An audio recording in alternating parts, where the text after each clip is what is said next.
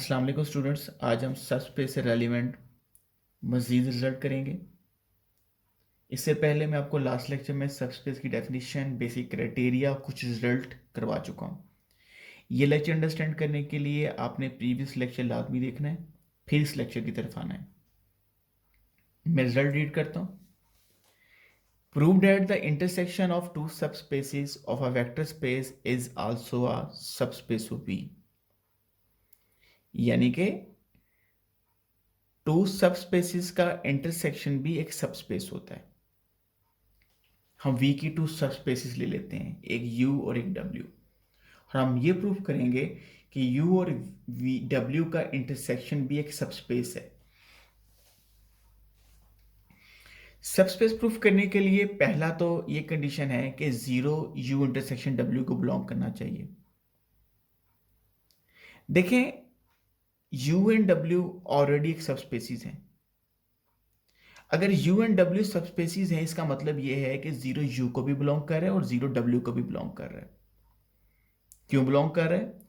क्योंकि U और W already vector spaces हैं, और vector space is a abelian group under addition, और zero is a additive identity. Zero U में भी पड़ा हुआ है और जीरो W में पड़ा हुआ है। अगर if zero belongs to U, zero belongs to W, it means zero belongs to U intersection W। Zero U intersection W को भी बिलोंग करेगा। इसके बाद हम ये प्रूफ करेंगे कि U इंटरसेक्शन W में वेक्टर एडिशन भी होल्ड होती है और स्केलर मल्टीप्लिकेशन भी होल्ड होती है। ये हम एक साथ करेंगे दोनों प्रॉपर्टीज। U इंटरसेक्शन W से हम दो एलिमेंट उठा लेते हैं, एक U और एक V।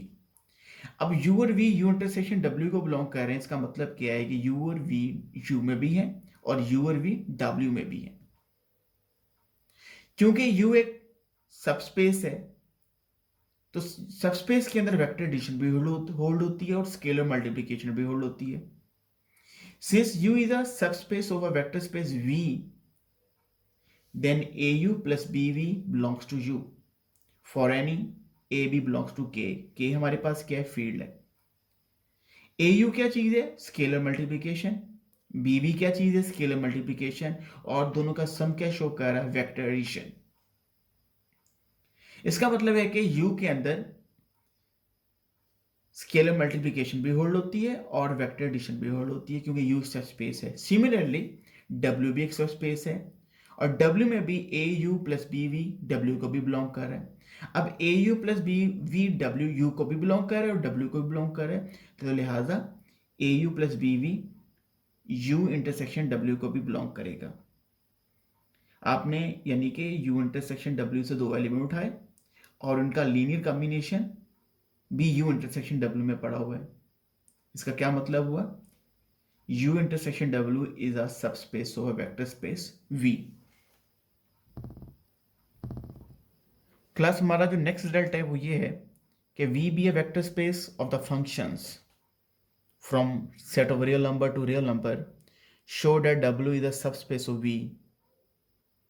W जो है V का सबसेट है, और W में कैसे फंक्शन पड़े हुए हैं?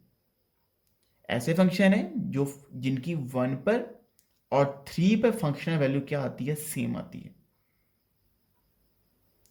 तो W को सबस्पेस प्रूफ करने के लिए जो हमने लास्ट रिजल्ट में किया है, vector addition and scalar multiplication, अगर W में होल्ड कर जाती है तो W जो होगा V का सबस्पेस हो जाएगा।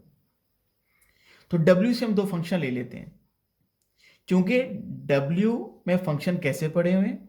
जिनकी फंक्शनल वैल्यू 1 पे 3 पे सेम आती है, और W से जब दो फंक्शन f और g लेंगे तो उन कंडीशन को सेटिस्फाई करेगा, यानी कि f 1 पर और 3 पर सेम वैल्यू देता है और g भी 1 पर और 3 पर सेम वैल्यू देता है। अब हमने ये बताना है कि इन फंक्शन का अगर आप लीनियर कॉम्बिनेशन ले लें, वो भी 3 पर और 1 पर सेम वैल्यू देगा।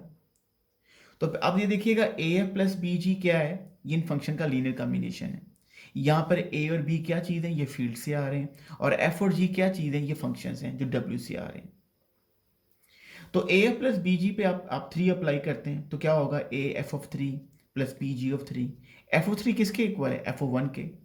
G ऑफ 3 किसके इक्वल है? G ऑफ 1 के। और आप इसको क्या लिख सकते हैं?